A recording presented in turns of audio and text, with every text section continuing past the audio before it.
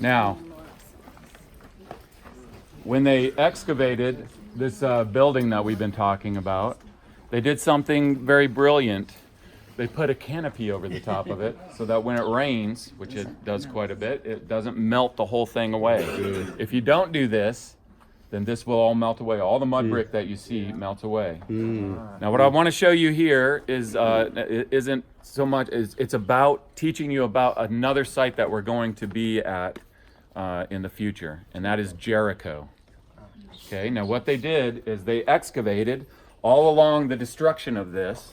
But the problem with archaeology is it too is destructive. And so the way something looks before, and Missy can tell you this is true, the way it looks before it's been excavated is totally different than after it's been excavated. So they did something else really brilliant here. They showed you what was laying in this area that now there's nothing that's been removed by archaeology. So look at this. Give a view of this. So this wall of this temple, when it was burned, it was collapsed.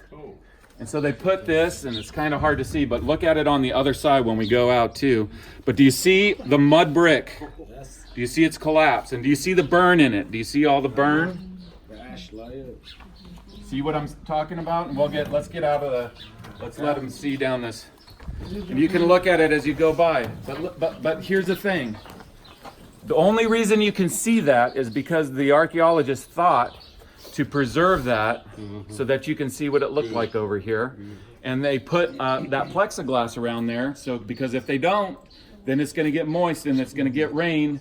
You know, it's going to be blowing this way right up against it, and it's going to totally dissolve that. You understand? Yeah. Now, go from this palace to the city of Jericho.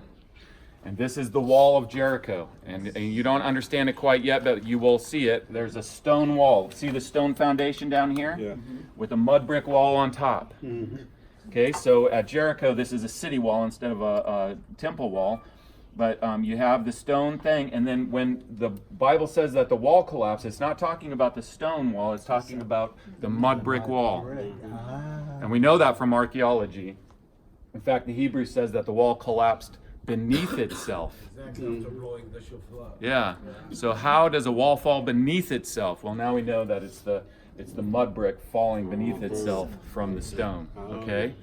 This is what it looks like, and you'll see it in the excavation report. You'll see a drawing that shows a ramp like this that goes up, you know, to where the stone retaining wall is, because the wall of this building collapsed, just like the wall of that city collapsed. Only they don't want you to see that in Jericho. They don't want you to see that in Jericho, so they don't preserve it. So you can see it in the excavation report because they have to draw it out, but they don't preserve it. If I was digging in Jericho, the very thing I would do would be to cut a section of wall to show the collapse and protect it like you see here, with all this protection, so that people could see the collapsed wall of Jericho. Okay? And so I want you to literally take a mental picture of that. You can take pictures of it, but I want you to take a mental picture of that, because I want to, when we're standing in Jericho, I want to refer back to that mental picture. And then when you're looking at the excavation report that I'm going to show you, you'll go, oh yeah, I remember. That's drawing out the same thing here. Okay? So take a good look at it, take pictures of it, and take a mental image of it, and we'll move.